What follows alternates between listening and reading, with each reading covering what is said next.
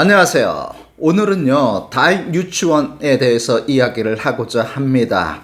이번 주에 갑자기 저희 3층에 있는 유치원 교실에 그 천장에서 균열이 생겨갖고 물이 뚝뚝뚝뚝뚝뚝뚝 떨어져갖고 불날 것 같더라고요. 합선될 것 같아갖고 집주인한테 급하게 전화를 걸어갖고 이야기를 하니까 공사가 시작이 되었어요. 그래서 저희는 그냥 옥상에 방수 페인트를 칠할 줄 알았는데 모르겠어요. 이날에는 방수 페인트가 있는지 없는지 잘 모르겠는데 집주인이 그 옥상에다가 지붕을 씌우는 작업을 하더라고요. 그래서 이번 주하고 다음 주까지 지붕 만드는 그 보수 공사가 시작이 되어서 정신이 없습니다.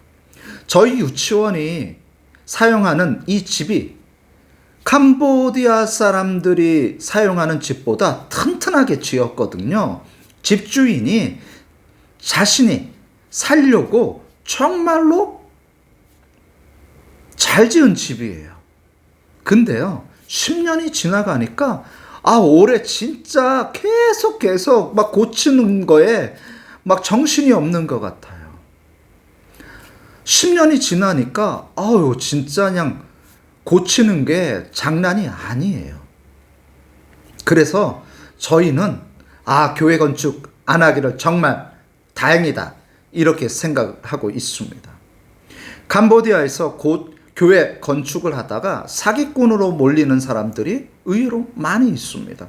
선교사님들 중에 교회 건축을 하다가 갑자기 하루아침에 사기꾼으로 몰리는 경우가 있습니다. 그게 뭐 때문에 그러냐면요. 공급망, 그게 붕괴가 됐잖아요. 코로나 이후에. 그래서 자재값이 팍 올라가 버렸어요. 근데, 2천만 원이면 됩니다. 라고 받아왔는데, 자재값이 올랐잖아요. 30에서 50% 올랐잖아요. 그러면 한국에서 더 줘야 되는데, 안 주는 거예요. 그러면 어떻게 되겠어요? 한순간에, 그냥 사기꾼으로 몰리는 거예요. 저희도 오래됐죠. 7년 정도 됐을 거예요. 7년 전 2천만 원으로 교회를 지으라고 어느 교회에서 제의가 들어왔었는데 저희가 거절을 했어요. 왜 그러냐면 그때 당시에 2천만 원을 가지고 견적을 내러 건축업체한테 갔더니 그 가격으로는 안 되는 거예요. 2천만 원을 가지고 뭐 할 수 있냐면 축사 비슷한 교회를 지을 수는 있는 거예요. 그래서 그 교회 측에다가 얘기를 했더니 아니라는 거예요. 다른 데는 그 정도면 가능한데 왜 너는 왜 그게 안 되냐 이렇게 얘기한 적이 있었는데 저희는 교회 겸 유치원을 만들려고 하잖아요. 그렇기 때문에 교회보다 단가가 좀 높아요. 유치원이기 때문에. 그러기 때문에 단가가 좀 올랐기 때문에 그거를 이해를 못 하더라고요. 그래서 하지 못했었는데 한국 교회는요. 이렇게 생각을 하는 거예요. 만약에 2천만 원을 줬다 3천만 원을 줬다면 그 가격에 맞는 교회가 지어지면 되는 거잖아요. 근데 한국 교회에서는요. 4천만 원, 5천만 원 품질의 교회가 지어지기를 원해요. 그래서 교회 건축이 완공이 되고 가봤는데 아니 왜 교회가 왜 이렇게 허술하게 지어졌어? 아니 교회가 새 건물인데 왜 헌 건물처럼 지어졌냔 말이야 하면서 이야기를 해버리면요. 하루아침에 선교사님이 사기꾼으로 몰리는 거예요. 왜 그러냐면요. 캄보디아에서는요. 건축 자재들이 거의 대부분이 수입산이에요. 그러다 보니까 한국 품질보다도 못한데 한국 가격, 심지어는 한국 가격보다 더 높게 책정된 건축 자재들도 있단 말이에요. 그러다 보니까 한국에서는 이해를 못하는 거죠.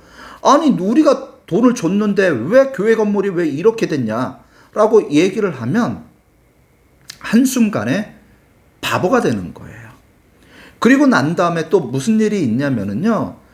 선교사님들 중에 교회 건축을 경험하고 온 분들이 거의 없단 말이에요.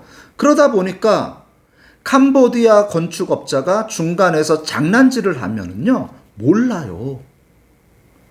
완공이 되고 난 다음에 하자가 생기면 그제서야 알게 되는 거죠. 말도 제대로 통하지 않으니까. 그리고 우리가 뭐 무품 가격을 잘 모르잖아요. 그러다 보니까 잘못된 건축업자를 만나면 정말 덤탱이를 쓰게 되거든요. 그러면 모든 잘못이 다 선교사한테 오게 돼요. 너는 왜 관리를 못했냐? 너는 왜 그 자리에 없었냐? 이렇게 얘기하는데 그렇게 되면 할 말이 없는 거죠. 그래서 교회 건축을 하다가 사기꾼으로 몰리는 경우가 종종 있습니다. 그러니까 이 캄보디아 현실을 잘 모르기 때문에 한국 교회에서는 그렇게 바라볼 수밖에 없는 거지요. 그래서 좀 답답한 면이 있습니다. 그래서 저희는요, 교회 건축을 하지 않으려고 합니다. 왜냐하면 저는 교회 건축을 해본 사람이 아니기 때문에, 해본 적도 없기 때문에 뭐 자재가 뭔지 뭐 전선이 뭐가 들어가는지 몰라요. 그래서 저희가 기도하는 거는요, 그냥 기존에 지어진 집에 들어가서 그냥 선교센터로 바꾸는 리모델링 하는 것이 저희의 꿈입니다. 그래서 왜 캄보디아에서 선교사님들이 교회 건축을 하다가 사기꾼으로 몰리게 되는지 이야기를 전했는데 좀 유익했나 모르겠습니다. 다음에 또 만나 뵙겠습니다.